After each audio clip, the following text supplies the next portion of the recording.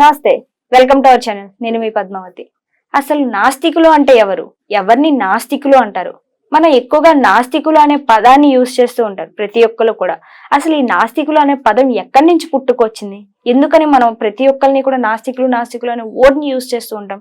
ఇది ఎంతవరకు కరెక్ట్? ఇది అందరికీ వర్తిస్తుందా లేకుంటే కొంతమందికి అని ఉంటుందా? ఇలాంటి డౌట్ ప్రతి ఒక్కరికి వచ్చే ఉంటుంది.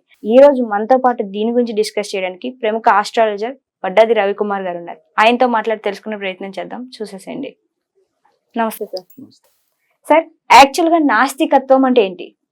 మీ దృష్టిలో ఒకలాగా ఉంటుంది, నా దృష్టిలో ఒకలాగా ఉంటుంది, కానీ ప్రతి ఒక్కరు చూసే విధానం కరెక్టే అంటారా? అసలు నాస్తికులు అంటే ఎవరు? ఈ వర్డ్ ఎక్కడి నుంచి వచ్చింది? ప్రతి ఒక్కరిని కూడా గమ్మున ఏమైనా మాట్లాడేటప్పుడు ఆ నాస్తికులు వాళ్ళకేం తెలుసు అన్న వర్డ్ ని చాలా మంది ప్రెసెంట్ ఈ రోజులు ఎక్కువగా యూజ్ చేస్తున్నారు.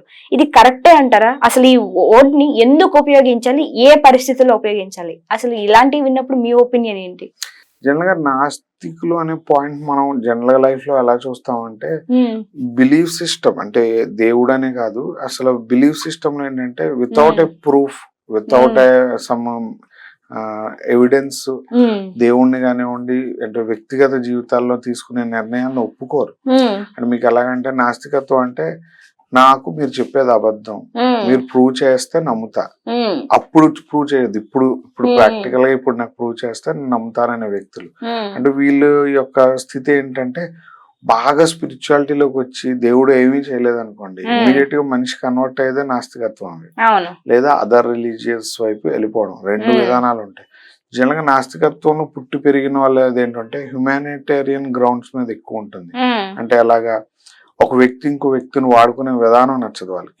ఎందుకంటే ఇప్పుడు నాస్తికులు మెయిన్ నచ్చదు ఏంటంటే రిచువల్స్ ప్రాక్టీస్ చేసేవాళ్ళు. నీ పంతులు గారు నీ జీవితం మార్చడం ఏంటి, నీ గురువు నిన్ను మార్చడం ఏంటి, లేదా ఫాదర్ నీ గురువు నీ జీవితాన్ని మార్చడం, నువ్వు వేరే వ్యక్తికి సహాయం చేయి, ఆ వ్యక్తి నీకు సహాయం చేస్తాడు అనేది గ్రౌండ్స్ వాళ్ళవి. అంటే హ్యుమానిటేరియన్ గ్రౌండ్స్ మీద ఎక్కువ ఉంటుంది. నాస్తికత్వం మెయిన్ వచ్చేసి మెరాకిల్స్ అని నమ్మరు. అంటే ఇప్పుడు ఎలాంటిగా అంటే జనరలీ ఇష్టపడ్డ విషయం అనుకుందాం, ఏదైనా ఇష్టపడ్డాం, దానికి ఫీలింగ్ తో పని లేదు వాళ్ళకి, దానికి క్యాల్కులేషన్ తో పని వాళ్ళకి. నాస్తికత్వం అంటే సేమ్ వాళ్ళు ఏంటంటే బిలీఫ్ సిస్టమ్ తో పని జరగదు, క్యాల్కులేషన్ తో జరుగుద్ది, దానికి ఎవిడెన్స్ ఉండాలి అనే తత్వం.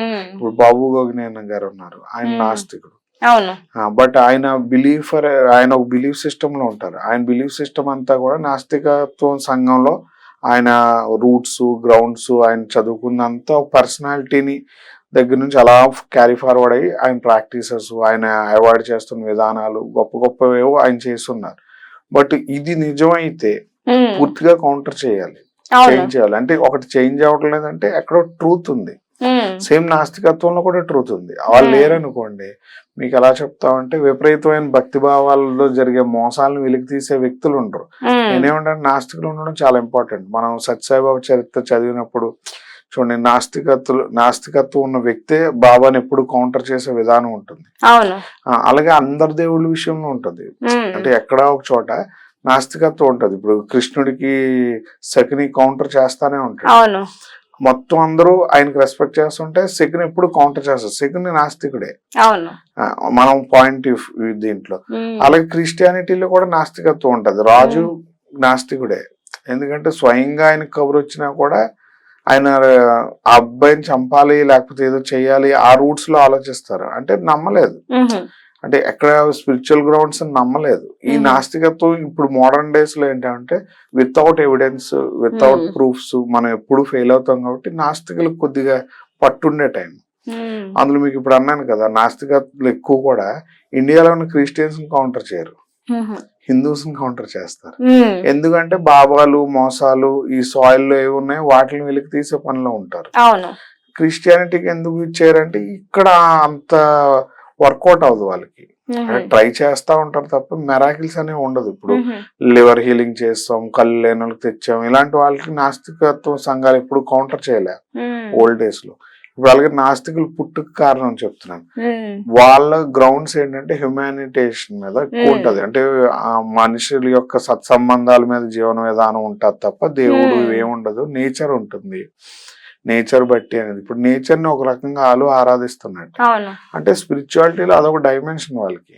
ఆ డైమెన్షన్ అన్ని చోట్ల ఉంది, అన్ని మతాల్లో ఉంది. ఒక దేవుడు ఉన్నాడంటే దేవుడియో లేకపోతే గురువు ఉన్నాడంటే అతను కౌంటర్ చేసే ప్రతి వ్యక్తి నాస్తికుడు. ఆ రెండు లేకపోతే మనకి అర్థం అవదు.